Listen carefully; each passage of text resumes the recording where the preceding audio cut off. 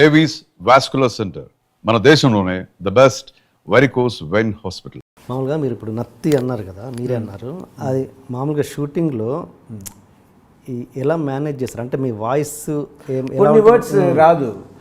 ఇప్పుడు చూడండి, అమ్మ పిలవాలి, అది చాలా వస్తుంది సినిమాలో. వచ్చి అమ్మాట పిలువు అంటే ఆ అమ్మ రాదు. ఇప్పుడు ఏదో వచ్చేస్తుంది ఫాస్ట్గా. అక్కడ అన్ని కెమెరా పెట్టినప్పుడు అమ్మ అని రాదు. దాన్ని ఏం చేస్తాను, వెళ్ళి తలుపు ఉంటుంది కదా, ఆ తలుపు కొట్టుతూ అది ఒక అమ్మ, దాని ఒక ఇనిషియల్ మూమెంట్, ఒక హెల్ప్ కావాలి, అలా తలుపు కొట్టేసేస్తాను. అది ఒకసారి అంటే రవిరాజ తలుపు కొట్టకుండా అమ్మని పిలవండి సార్ అన్నారు. రవిరాజ పిన్సెట్టి ఏదో దీంట్లో, సార్ తలుపు కొట్టకుండా నాకు రాదు నత్తి దాని ఆయన చిన్న ఫస్ట్ ఆయన తలుపు కొట్టకుండా నాకు రావట్లేదు అని ఆయన ఫస్ట్ కొంచెం ఇరిటేషన్ వచ్చింది. లేదు సార్ నాకు నత్తి, అందువల్ల కొంచెం అది సరే, తర్వాత ఓకే అన్నారు. సో అలా ఉంటుంది. ఓకే, నేను అనేది ఎంత సాయి కుమార్ గారు డబ్బింగ్ చెప్పినా కూడా ఆ బేస్ మీలో ఉండదు కదా, కొంచెం ఇదిగా ఉంటుంది కదా. అవును, Sai Kumar voice is better voice than mind. అంటే అనేది ఆ ఎమోషన్ అన్నది వాయిస్కి రిలేటెడ్గా ఖచ్చితంగా ఉంటుంది కదా. అవును, అంత మీ ఫేస్ చూస్తేనే అంత అగ్రెసివ్గా ఎమోషనల్గా ఉంటుంది. మీ వాయిస్ ఏమో కంప్లీట్ ఆపోజిట్. ఓకే, నాట్ కంప్లీట్గా ఆపోజిట్. వినండి, ఫస్ట్ నుంచి నా వాయిసే విని ఉంటే, మేము నానా పటేకర్ ఉన్నారు, ఆయన వాయిస్ పెద్ద వాయిస్ కాదు, ఆయన బాడీకి తగ్గట్టు ఉంటుంది. సో నాకు అలా ఉంటుంది. కానీ నేనే ఫస్ట్ నుంచి ఇదే వాయిస్తో నేను మాట్లాడి ఉంటే మీరందరూ కూడా ఒప్పుకునేవారు ఈ బాడీకి తగ్గట్టు వాయిస్ అని. కానీ ఫస్ట్ ఏంటంటే నాకు తెలుగు రావడం కష్టం ఒకటి. తెలుగు ఎందుకు నాకు రాదంటే, నేను తెలుగు వాణియే కానీ పుట్టి పెరిగింది చెన్నై కాబట్టి అక్కడ తమిళ మీడియం, మా ఫాదర్ పోలీస్ ఆఫీసర్ కూడా, ఇంగ్లీష్ మీడియం స్కూల్ కూడా లేదు. ఎందుకంటే ఆ విలేజెస్లో అంతా ఫస్ట్ ఉత్తమపాలయం, తేని అన్న ఊర్లో, తేని ఉన్న ఊర్లోనే మదురై డిస్ట్రిక్ట్లో పుట్టాను. అన్ని ట్రాన్స్ఫర్ ఉంటే అక్కడ ఇంగ్లీష్ మీడియం కూడా లేకుండా తమిళ మీడియంలో వేశారు. సో నేను చదువుకుందంతా తమిళ మీడియం, తమిళ్ బాగా తెలుసు, తమిళ్ల కవిత్వం కూడా నేను రాయగలుగుతాను. కానీ తెలుగు చదవడం రాదు.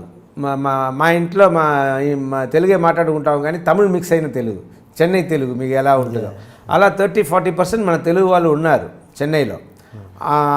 అక్కడ ఉంచి నేను వచ్చిన వాడిని. సో నా మాటలు ఫస్ట్ టి కృష్ణ గారు, నాకు తెలుగు సరిగా రాదు ఒకటి, రెండవది వచ్చి నత్తి, డబ్బింగ్లో లూప్ వస్తుంది, వచ్చిన మాటల లోపల వెళ్ళిపోతుంది కదా. సో అందువల్ల ఏం చేశారు ఆయన, తెలుగు రావట్లేదు, నత్తి ఉంది కాబట్టి సాయి కుమార్ని డబ్బింగ్ చెప్పించారు. చెప్పించినప్పుడు అదే అలవాటు. ఆ అలవాటు అయిన తర్వాత అందరూ దానికి అలవాటు అయిపోయారు. ఇప్పుడు మీరు అదే అడుగుతున్నారు. మధ్యలో సాయి హీరో అయ్యారు. అవును, హీరో అయ్యి ఆయన ఒక మాట అన్నారు, నా weapon, voice is my weapon, year after I will not use for anybody else అన్నట్టు ఆయన ఒక స్టేట్మెంట్ ఇచ్చారు. అప్పుడు నేను సుమన్ గారికి నా వాయిస్ ఇస్తున్నారు. సో మేమిద్దరూ వేరే వాయిస్కి వెళ్ళాల్సిన అవసరం వచ్చింది. సో నేను అప్పుడు సాయి వాయిస్కి దగ్గర ఉన్న వాయిస్ ఏ వాయిస్ అని వెతికాము. వెతికితే శ్రీనివాసమూర్తి అన్న ఆయన వాయిస్ సాయి వాయిస్కి దగ్గర ఉండింది. సో ఆయన వాయిస్, ఆయన తర్వాత శివయ్య అన్న సినిమాలో ఫస్ట్ ఆయన చెప్పారు నా సినిమాలో. సో చెప్పి శివయ్య, సింహరాశి, మా అన్నయ్య,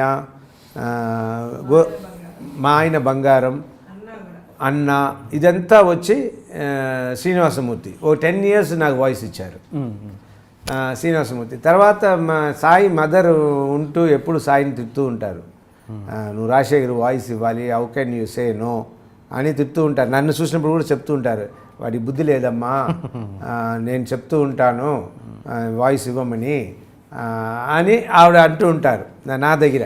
తర్వాత ఆవిడ చనిపోయినప్పుడు ఆవిడ డైరీలో కూడా రాసి పెట్టినారంట, సాయి నువ్వు ఎప్పటికైనా నువ్వు రాజశేఖర్కి వాయిస్ ఇవ్వాలి అని. సాయి అది నాకు చెప్తూ ఉంటాడు. చెప్తున్న తర్వాత మళ్ళీ మేము సరే అయితే సాయి మళ్ళీ నాకు వాయిస్ ఇవ్వు అని, నేనే ఎవడైతే నాకేంటి కదా, ఎవడైతే నాకేంటి సినిమాలో మళ్ళీ చెప్పించాను, మా ఓన్ ఫిలిం అది, మళ్ళీ చెప్పించాను. చెప్పించిన తర్వాత మళ్ళీ సాయే చెప్తున్నారు. అప్పటి నుంచి చెప్తున్నారా? ఎవడైతే నాకేంటి నుంచి ఓకే.